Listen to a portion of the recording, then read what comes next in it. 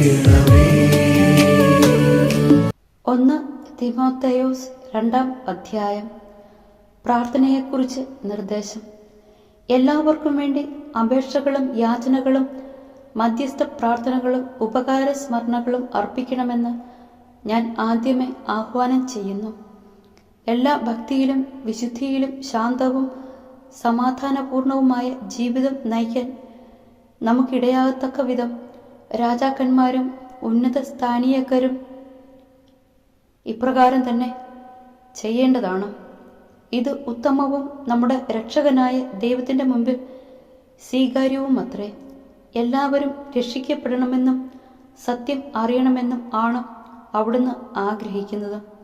എന്തെന്നാൽ ഒരു ദൈവമേ ഉള്ളൂ, ദൈവത്തിനും മനുഷ്യർക്കും മധ്യസ്ഥനായി ഒരുവനേയുള്ളൂ, മനുഷ്യനായ യേശു ക്രിസ്തു.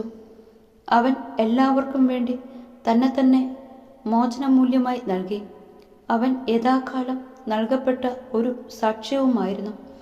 അതിൻ്റെ പ്രഘോഷകനായും അപ്പസ്തോലനായും വിശ്വാസത്തിലും സത്യത്തിലും വിജാതിയുടെ പ്രബോധകനായും ഞാൻ നിയമിക്കപ്പെട്ടു. ഞാൻ വ്യാജമല്ല, സത്യമാണ് പറയുന്നത്. അതിനാൽ കോപമോ കലഹമോ കൂടാതെ പുരുഷന്മാർ എല്ലായിടത്തും തങ്ങളുടെ പവിത്രമായ കരങ്ങൾ ഉയർത്തിക്കൊണ്ട് പ്രാർത്ഥിക്കണമെന്ന് ഞാൻ ആഗ്രഹിക്കുന്നു. അതുപോലെ തന്നെ സ്ത്രീകൾ വിനയത്തോടും വിവേകത്തോടും കൂടെ ഉചിതമായ വിധം വസ്ത്രധാരണം ചെയ്ത് നടക്കണമെന്ന് ഞാൻ ഉപദേശിക്കുന്നു. പിന്നിയ മുടിയോ സ്വർണമോ രത്നങ്ങളോ വിലയേറിയ ഉടയാടകളോ അണിഞ്ഞ് തങ്ങളെ തന്നെ അലങ്കരിക്കരുത്. ദൈവഭയമുള്ള സ്ത്രീകൾക്ക് യോജിച്ച വിധം സൽപ്രവൃത്തികൾ കൊണ്ട് അവർ സമലങ്കൃതരായിരിക്കട്ടെ. സ്ത്രീ നിശബ്ദമായും വിധേയത്തോടും കൂടെയും പഠിക്കട്ടെ.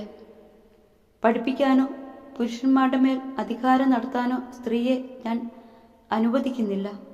അവൾ മൗനം പാലിക്കേണ്ടതാണ്. എന്തെന്നാൽ ആദ്യം സൃഷ്ടിക്കപ്പെട്ടത് ആദമാണ്, പിന്നീട് ഹവ്വയും. ആദം വഞ്ചിക്കപ്പെട്ടില്ല, എന്നാൽ സ്ത്രീ വഞ്ചിക്കപ്പെടുകയും നിയമം ലംഘിക്കുകയും ചെയ്തു.